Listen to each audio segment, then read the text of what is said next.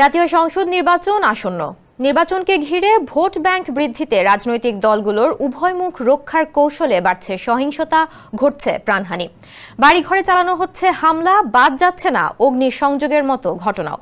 নির্বাচনের সময় যতই ঘনিয়ে আসছে, ঝিনাইদহে ভোটারদের মাঝে বাড়ছে আতঙ্ক। ঝিনাইদহ থেকে শেখ ইমনের পাঠানো প্রতিবেদন জানাচ্ছেন রাজীব বিশ্বাস।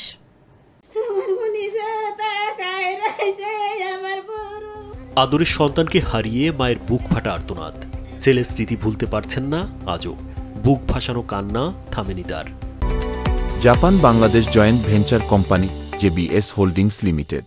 গেল 15 নভেম্বর ঝিনাইদহের সদর উপজেলার কালা গ্রামে জমিজমা সংক্রান্ত বিরোধকে কেন্দ্র করে সামাজিক আধিপত্যের জেরে খুন হয় মাহবুল। সামাজিক মাতব্বরদের নীরবতা ও কূটকৌশলেই হত্যা বলে দাবি স্বজনদের। এরম যেন কারোর সন্তান হারায় না, আমি তো তাই কই। আমি এর বিচার চাই, আমি বিচার চাই। জমি জমানে ঝামেলা ছিল এবং সামাজিক মাতব্বর প্রতিহত করতে চেষ্টা করতো, তাহলে এই সমাধান এসে যেত। কিন্তু তা বাদেও আমার ভাইকে হত্যা করেছে, যার বিচার এখন আমরা দ্রুত চাই। মাতব্বরবর্গ তারা আমাদের বলে গেল, আমরা সেইভাবে নিরিবিলি আছি। আর এক পার্টিকে চাঙ্গা করে দিয়ে গেল, যাওয়ার পরে তারা এই অকারণ ঘটনাটা ঘটাইলো। শুধু এই গ্রামই নয়, একই উপজেলার ফুরসন্দি গ্রামে গেল 27 নভেম্বর দলে লোক ভারী করাকে কেন্দ্র করে রাজনৈতিক দ্বন্দ্বে ঘটে বড় ধরনের সংঘর্ষ। ভাঙচুর, লুটপাট থেকে শুরু করে অগ্নিসংযোগ সবই ঘটে দিনের আলোয়। এতে সাধারণ মানুষ আরো আতঙ্কিত হয়ে পড়েছে। আমরা দল করবো না, আমরা আমার গ্যাঞ্জাম চাইছি না, গ্যাঞ্জাম করবো না। আমরা মেশিনে বিলে আমাকে মারতে লাস্টে কি করে কালকে ওরা আসে বাড়ি গদ্দর কুপালে আমার মেশিন মাঠে ছিল, মেশিন ভাঙছে। আবার দিনে মনে যা করেছে, রাত্রি যায় মেশিন খুঁজছে, বোরিং টোরিং খুঁজে নিয়ে পেটে দিয়েছে আগুন ধরায়।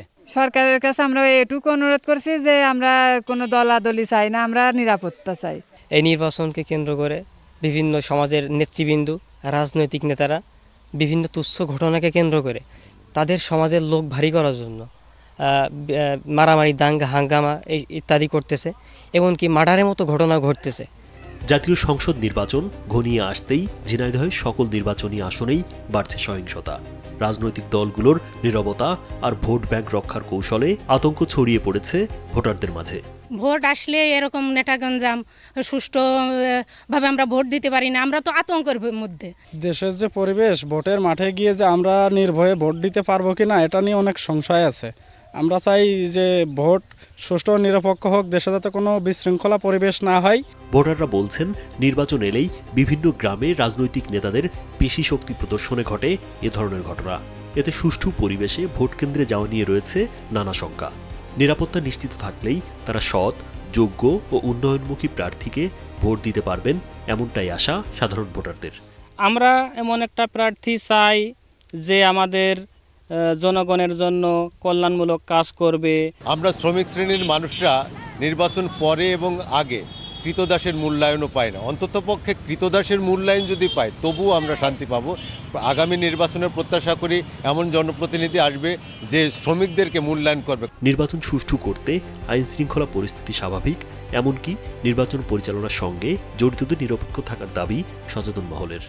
এই পরিস্থিতি উত্তরণের জন্য একটি পথ, আইন শৃঙ্খলা বাহিনী যারা আছেন তারা, প্লাস এই যে প্রক্রিয়ার সাথে যারা আছেন নির্বাচন প্রক্রিয়ার সাথে, তাদেরকে শক্ত হাতে এবং নিরপেক্ষভাবে এটা দমন করতে হবে। আমরা দেখতে পাচ্ছি যে মাঠে কিন্তু একটি বা দুটি রাজনৈতিক দলের প্রভাব খুব বেশি। এই প্রভাব বলয় থেকে বেরিয়ে আপনার আইন শৃঙ্খলা বাহিনীকে সক্রিয় হতে হবে। পুলিশের তথ্য মতে জেলায় গেল 1 বছরে হত্যা মামলা হয়েছে 29টি, আর মারামারি মামলা হয়েছে 481টি।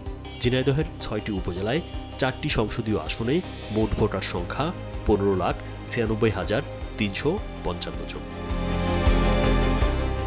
রাজীব বিশ্বাস, কালবেলা।